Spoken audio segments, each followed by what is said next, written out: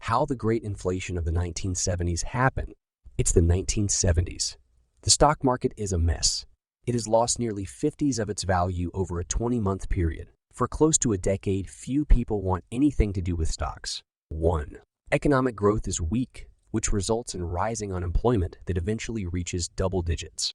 2. The easy money policies of the American Central Bank were meant to generate full employment by the early 1970s. Unfortunately, they also resulted in high inflation. 5. Under different leadership, the Federal Reserve System would later reverse its policies, raising interest rates to some 20. This level was once considered usurious. 6. For interest-sensitive industries such as housing and automotive, rising interest rates can cause a calamity, with many people priced out of new homes and cars. 7. Key takeaways. Rapid inflation occurs when the prices of goods and services suddenly rise, eroding the purchasing power of savings. The 1970s saw some of the highest rates of inflation in the United States in recent history. In turn, interest rates rose to nearly 20. Fed policy, the abandonment of the gold window, Keynesian economic policy, and market psychology all contributed to the high inflation. Lower inflation would return only after a tough period of tight money and recession. The Great Inflation of the 1970s. Overall, the macroeconomic event referred to as the Great Inflation lasted from 1965 to 1982. 8. This is the story of the painful period in the 1970s, which began in late 1972 and continued until the early 1980s. 9. In his book, Stocks for the Long Run, A Guide for Long-Term Growth, Wharton professor Jeremy Siegel called this time the greatest failure of American macroeconomic policy in the post-war period. 10. The Great Inflation was blamed on oil prices, currency speculators, greedy businessmen, and avaricious union leaders. However, it is clear that monetary policies that financed massive budget deficits and were supported by political leaders were the cause. This mess was proof of what Milton Friedman wrote about in his book Money Mischief, Episodes in Monetary History. Inflation is always a monetary phenomenon. 11. The Great Inflation and the recession that followed ruined many businesses and hurt countless individuals. 12. Interestingly, John Connally, the Nixon, installed Treasury Secretary with no formal economics training, later declared personal bankruptcy. 13. Yet these unusually bad economic times were preceded by a period in which the economy boomed or appeared to boom. Many Americans were awed by the temporarily low unemployment and strong growth numbers of 1972. Therefore, in 1972, they overwhelmingly re-elected the Republican President Richard Nixon and their Democratic Congress. Nixon, the Congress, and the Fed eventually ended up failing them. Causes of the Great Inflation. Upon his inauguration in 1969, Nixon inherited a recession from Lyndon Johnson, who had simultaneously spent generously on the Great Society and the Vietnam War. 12. Despite some protests, Congress went along with Nixon to continue to fund the war and increase social welfare spending. In 1972, for example, Congress and Nixon agreed to a big expansion of Social Security, just in time for the elections. 14. Nixon's changing viewpoint. Nixon came to office as a supposed fiscal conservative. Yet, one of his advisors would later classify Nixonomics as conservative men with liberal ideas. 15. Nixon ran budget deficits, supported an income policy, and eventually announced that he was a Keynesian. John Maynard Keynes was an influential British economist of the 1930s and 1940s. He advocated revolutionary measures. For instance, he believed that governments should use counter-cyclical policies in hard times, running deficits in recessions and depressions and depression. Before Keynes, governments during difficult economic periods generally had balanced budgets and waited for badly allocated business investments to liquidate. The object was to allow market forces to bring about a recovery naturally. Nixon's other economic about-face occurred when he imposed wage and price controls in 1971. 17. Again, these actions seemed to work during the following election year. Later on, however, they would fuel the fires of double-digit inflation. 5. Once they were removed, individuals and businesses tried to make up for lost ground. Nixon's deficits were also making dollar holders abroad nervous. There was a run on the dollar, which many foreigners and Americans thought was overvalued. Soon, they were proved right. In 1971, Nixon broke the last link to gold, turning the American dollar into a fiat currency. The dollar was devalued, and millions of foreigners holding dollars, including oil barons in the Middle East with tens of millions of petrodollars, saw their value slashed. 18. Election year politics.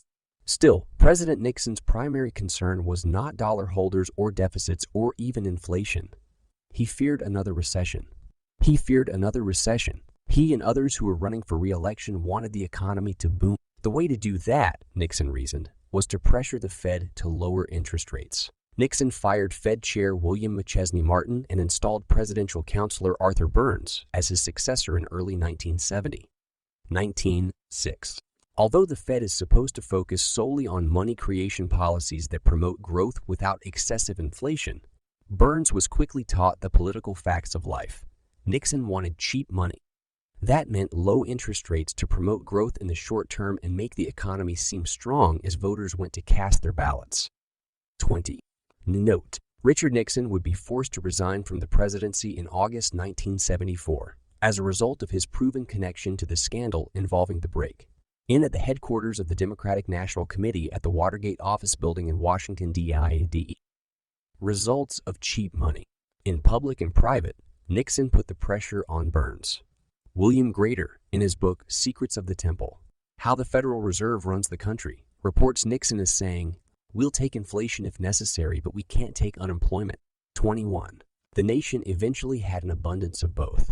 Burns and the Fed's Open Market Committee, which decided on money creation policies, soon provided cheap money. The key money creation number, money, consists of total checking deposits, demand deposits, and traveler's checks. It grew from $228 billion to $249 billion between December 1971 and December 1972, according to Federal Reserve Board numbers. As a matter of comparison, in Fed Chair Martin's last year, money grew from $198 billion to $206 billion. 22. Mu2, which measures retail savings and small deposits, grew even more by the end of 1972, from $710 billion to $802 billion. 23. Adding to the money supply worked in the short term. Nixon carried 49 out of 50 states in the election. Democrats easily held Congress. Inflation was in the low single digits. However, the country paid the price in higher inflation once the election year festivities ended. 5. In the winters of 1972 and 1973, Burns began to worry about inflation.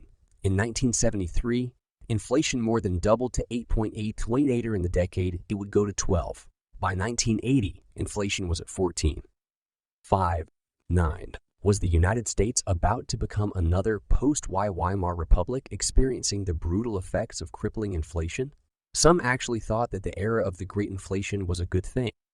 The Great Inflation period would finally come to an end once later Fed Chair Paul Volcker pursued a bold but painful contractionary money policy to control it. 4. What is inflation? While prices for individual products fluctuate all the time, inflation refers to the ongoing rise in the prices of a broad group of goods and services over time and the resulting loss of purchasing power.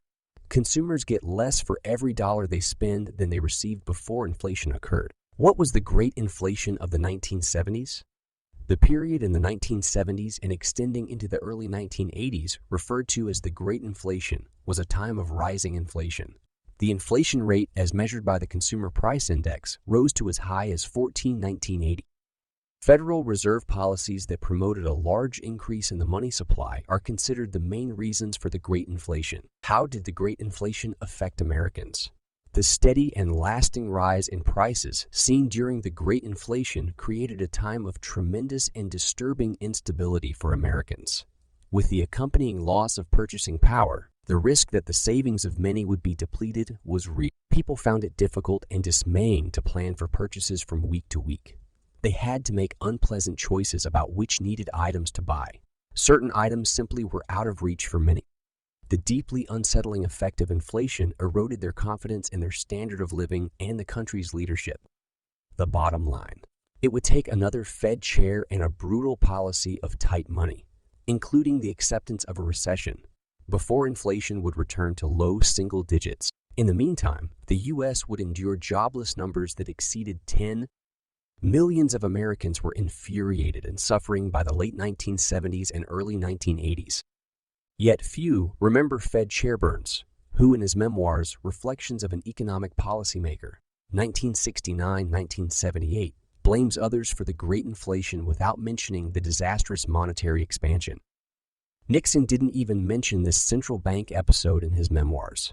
Many people who remember this terrible era blame it on Arab countries and oil pricing. Still, the Wall Street Journal, when reviewing this period in January 1986, wrote, OPEC got all the credit for what the ES had mainly done to itself. What is stagflation? What causes it, and why is it bad? What is stagflation? Stagflation is an economic cycle characterized by slow growth and a high unemployment rate accompanied by inflation. Economic policymakers find this combination particularly difficult to handle, as attempting to correct one of the factors can exacerbate another. Once thought by economists to be impossible, stagflation has occurred repeatedly in the developed world since the 1970s oil crisis. In mid-2022, many were saying that the United States had not entered a period of stagflation, but might soon experience one, at least for a short period. In June 2022, Forbes magazine argued that a period of stagflation was likely because economic policymakers would tackle unemployment first, leaving inflation to be dealt with later. 1. Key takeaways. Stagflation is the simultaneous appearance in an economy of slow growth, high unemployment, and rising prices. Once thought by economists to be impossible, stagflation has occurred repeatedly in the developed world since the 1970s. Policy solutions for slow growth tend to worsen inflation, and vice versa. That makes stagflation hard to fight. Stagflation. Understanding stagflation. The term stagflation was first used by British politician Ian MacLeod in a speech before the House of Commons in 1965, a time of economic stress in the United Kingdom. 2. He called the combined effects of inflation and stagnation a stagflation situation. The term was revived in the U.S. during the 1970s oil crisis, which caused a recession that included 5 consecutive quarters of negative GDP growth. 3. Inflation doubled in 1973 and hit double digits in 1974. Unemployment reached 9 by May 1975. 4. The effects of stagflation were illustrated by means of a misery index. This index, a simple sum of the inflation rate and the unemployment rate, tracked the real-world effects of stagflation on a nation's people. History of stagflation. Stagflation was once believed to be impossible. The economic theories that dominated academic and policy circles for much of the 20th century ruled it out of their model. In particular, the economic theory of the Phillips curve, which developed in the context of Keynesian economics, portrayed macroeconomics as a trade-off between unemployment and inflation. As a result of the Great Depression and the ascendance of Keynesian economics, economists became preoccupied with the dangers of deflation and argued that most policies designed to lower inflation tend to increase unemployment, while policies designed to lower unemployment raise inflation. The advent of stagflation across the developed world later in the 20th century showed that this was not the case. Stagflation is a great example of how real-world experience can run roughshod over widely accepted economic theories and policy prescriptions. Since that time, inflation has proved to be persistent even during periods of slow or negative economic growth. In the past 50 years, every declared recession in the U.S. has seen a continuous year-over-year rise in consumer price levels. 6. The sole partial exception to this is the lowest point of the 2008 financial crisis. And even then, the price decline was confined to energy and transportation prices, while overall consumer prices other than energy continued to rise. 7. What causes stagflation?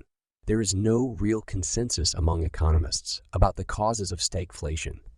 They have put forth several arguments to explain how it occurs, even though it was once considered impossible. Blame oil price shocks. One theory states that stagflation is caused when a sudden increase in the cost of oil reduces an economy's productive capacity. The oil crisis of the 1970s is the prime example. In October 1973, the Organization of Petroleum Exporting Countries, OPEC, issued an embargo against Western countries. This caused the global price of oil to rise dramatically, therefore increasing the costs of goods and contributing to a rise in unemployment. 8. Because transportation costs rose, Producing products and getting them to shelves became more expensive and prices rose even as people were laid off from their jobs. Critics of this theory point out that sudden oil price shocks like those of the 1970s did not occur in connection with any of the simultaneous periods of inflation and recession that have occurred since the embargo. 9. Blame poor economic policies. Another theory is that the confluence of stagnation and inflation is the result of poorly made economic policy. Harsh regulation of markets, goods, and labor in an otherwise inflationary environment are cited as the possible cause of stagflation. Some point to former President Richard Nixon's policies, which may have led to the recession of 1970, a possible precursor to other periods of stagflation. Nixon put tariffs on imports and froze wages and prices for 90 days in an attempt to prevent prices from rising. 10.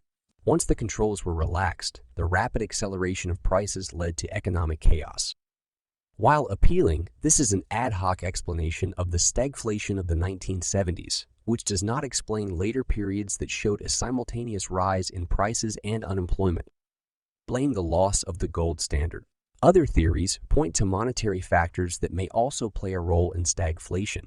Nixon removed the last indirect vestiges of the gold standard, bringing down the Bretton Woods system that had controlled currency exchange rates. 11. This decision removed commodity backing for the currency and put the US dollar and most other world currencies on a fiat basis, ending most practical constraints on monetary expansion and currency devaluation. Stagflation vs. inflation. Whatever the explanation, we have seen inflation persist during periods of economic stagnation since the 1970s. Even before the 1970s, some economists criticized the notion of a stable relationship between inflation and unemployment.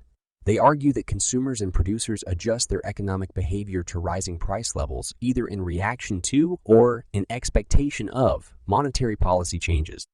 As a result, prices rise in response to expansionary monetary policy without any corresponding decrease in unemployment, while unemployment rates rise or fall based on real economic shocks to the economy. This implies that attempts to stimulate the economy during recessions could simply inflate prices without promoting real economic growth. Urbanist and author Jane Jacobs saw the disagreements between economists on the causes of the stagflation of the 70s as a misplacement of scholarly focus on the nation rather than the city as the primary economic engine. She believed that to avoid the phenomenon of stagflation, a country needed to provide an incentive to develop import, replacing cities, that is, cities that balance import with production. This idea, essentially the diversification of the economies of cities, was critiqued for its lack of scholarship by some, but held weight with others. 12. Special considerations. The de facto consensus on stagflation among most economists and policymakers has been to essentially redefine what they mean by the term inflation in the era of modern currency and financial systems. Persistently rising price levels and falling purchasing power, i.e. inflation, are just normal conditions of good and bad economic times. Economists and policymakers generally assume that prices will rise and largely focus on accelerating and decelerating inflation rather than on inflation itself. The dramatic episodes of stagflation in the 1970s may be historical footnotes today, but since then, simultaneous economic stagnation and rising prices appear to be part of the new normal of economic downturn. What causes stagflation? Economists argue about the root causes of stagflation. In general, the stage is set for stagflation when a supply shock occurs. This is an unexpected event, such as a disruption in the oil supply or a shortage of essential parts. Such a shock occurred during the COVID-19 pandemic with a disruption of the flow of semiconductors that slowed the production of everything from laptops to cars and appliances. Such a shock can affect all of the factors that make up stagflation: inflation, employment, and economic growth. Why is stagflation bad? Stagflation is a combination of three negatives: slower economic growth, higher unemployment, and higher prices. This is a combination that isn't supposed to occur in the logic of economics. Prices shouldn't go up when people have less money to spend. What is the cure for stagflation? There is no definitive cure for stagflation. The consensus among economists is that productivity has to be increased to the point where it will lead to higher growth without additional inflation. This would then allow for the tightening of monetary policy to rein in the inflation component of stagflation. That is easier said than done. So the key to preventing stagflation is for economic policymakers to be extremely proactive in avoiding it. Understanding purchasing power and the consumer price index. What is purchasing power? Purchasing power is the value of a currency expressed in terms of the number of goods or services that one unit of money can buy. It can weaken over time due to inflation. That's because rising prices effectively decrease the number of goods or services you can buy. Purchasing power is also known as a currency's buying power. In investment terms, purchasing or buying power is the dollar amount of credit available to a customer based on the existing marginable securities in the customer's brokerage account. Key takeaways. Purchasing power is the amount of goods or services that a unit of currency can buy at a given point in time. Inflation erodes the purchasing power of a currency over time. Central banks adjust interest rates to try to keep prices stable and maintain purchasing power. One U.S. measure of purchasing power is the Consumer Price Index. P. Globalization has linked currencies more closely than ever, so protecting purchasing power worldwide is crucial. 117. What is purchasing power? Understanding purchasing power. Inflation reduces a currency's purchasing power and what that currency can buy. Loss of purchasing power has the effect of an increase in prices. To measure purchasing power in the traditional economic sense, you could compare the price of a good or service against a price index, such as the Consumer Price Index, PI. One way to think about purchasing power is to imagine that you made the same salary that your grandfather made 40 years ago.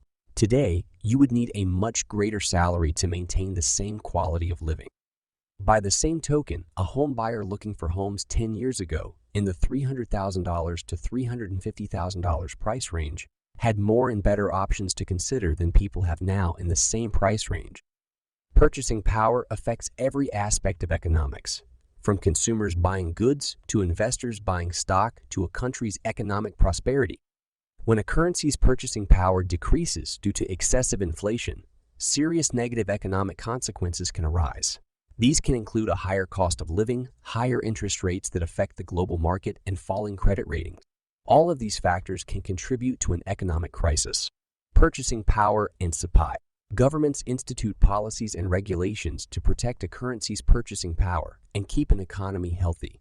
They also monitor economic data to stay on top of changing conditions. For example, the U.S. Bureau of Labor Statistics, BLES, measures price changes and announces those changes with CPI. CPI is one of the measures of inflation and purchasing power. It calculates the change in the weighted average of prices of consumer goods and services, and in particular, transportation, food, and medical care at a given time. PPI can point to changes in the cost of living as well as deflation. The CPI is just one official measure of purchasing power in the U.S. Purchasing price parity. A concept related to purchasing power is purchasing price parity. PFPE is an economic theory that estimates the amount by which an item should be adjusted for parity, given two countries' exchange rates. PFPE can be used to compare countries' economic activity, income levels, and other relevant data concerning the cost of living or possible rates of inflation and deflation. The World Bank's International Comparison Program releases data on purchasing power parities between different countries. 1. Purchasing power loss or gain. Purchasing power loss or gain refers to the decrease or increase in how much consumers can buy with a given amount of money. Consumers lose purchasing power when prices increase. They gain purchasing power when prices decrease. Causes of purchasing power loss can include government regulations, inflation, and natural and human-made disasters. Causes of purchasing power gain include deflation and technological innovation. One example of purchasing power gain would be if laptop computers that cost $1,000 2 years ago cost $500 today. In the absence of inflation, $1,000 will now buy a laptop plus an additional $500 worth of goods. The great inflation of the 1970s to early 1980s devastated the purchasing power and standard of living of Americans. The rate of inflation skyrocketed to 14. Examples of purchasing power. Germany after WIT.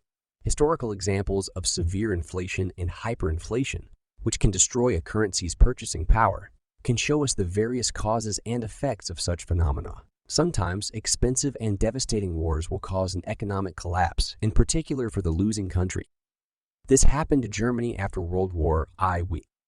In the aftermath of why during the 1920s, Germany experienced extreme economic hardship and almost unprecedented hyperinflation, due in part to the enormous amount of reparations Germany had to pay.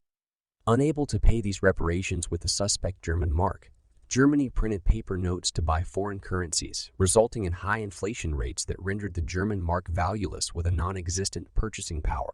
The 2008 financial crisis, the effects of the loss of purchasing power in the aftermaths of the 2008 global financial crisis and the European sovereign debt crisis are remembered to this day.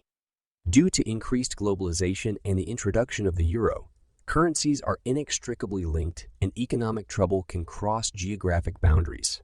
As a result, governments worldwide institute policies to control inflation, protect purchasing power, and prevent recessions. For example, in 2008, the U.S. Federal Reserve kept interest rates near zero and instituted a plan called quantitative easing Q. Quantitative easing, initially controversial, saw the U.S. Federal Reserve System, Fed, buy government and other market securities to increase the money supply and lower interest rates. The increase in capital spurred increased lending and created more liquidity. The U.S. stopped its policy of quantitative easing once the economy stabilized. The European Central Bank, ECB, also pursued quantitative easing to help stop deflation in the Eurozone after the European sovereign debt crisis and bolster the Euro's purchasing power. The European Economic and Monetary Union established strict regulations in the Eurozone related to accurately reporting sovereign debt, inflation, and other financial data.